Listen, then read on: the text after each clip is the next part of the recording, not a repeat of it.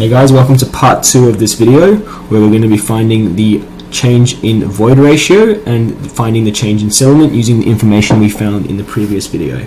So we know that the initial effective stress is our 89.5 kPa. So the initial effective stress is 89.5 kPa, and we found that the final effective stress is 189.5 kPa. So we can write that down. The final effective stress is 189.5 kPa. And the other important information we need to know is the pre-consolidated stress, which is given to us in the question. So the pre-consolidated stress in the layer of clay is 150 kPa. So 150, and once again we need to use that information to know whether we're overly consolidated, normally consolidated, or both. In our case we're actually both, because it goes from 89.5 to 150, and then from 150 to 189.5. So our graph would look something like this.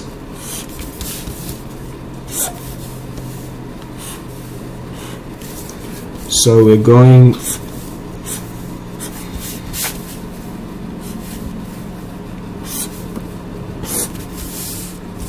so this would be the initial, which is 89.5. This would be the pre-consolidated, which is 150, and this would be the final, which is 189.5.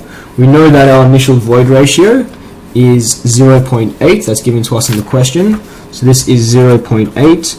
Our aim is to find E2, which is the final void ratio, and then we can use that to find the change in void ratio.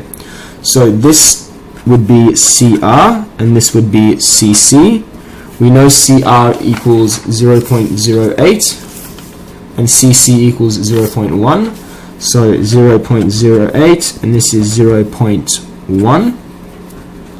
So we can find E1 would equal minus 0.08 log of the final, so that would be 150 on 89.5, the initial, plus the initial void ratio, plus 0.8.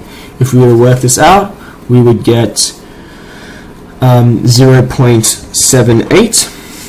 We would then find E2, which is the final void ratio, which would be minus CC, so 0.1 log of the final effective stress, which is 189.5 divided by the initial, and in this case the initial is 150, that's where it starts at, plus 0.78, and we would get an answer of 0.74.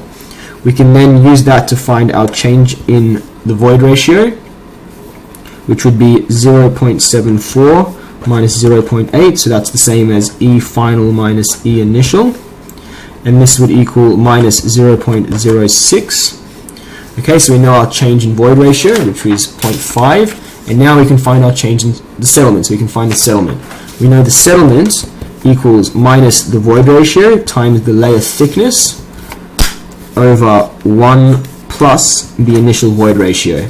So that would equal minus 0.06 times by our layer thickness. So our layer of clay is 8 meters thick, so we divided it for the purpose of finding the effective stress, but the actual layer thickness is 8 meters, so this is times by 8 over 1 plus the initial void ratio, which we know is 0.8. It's given to us in the question.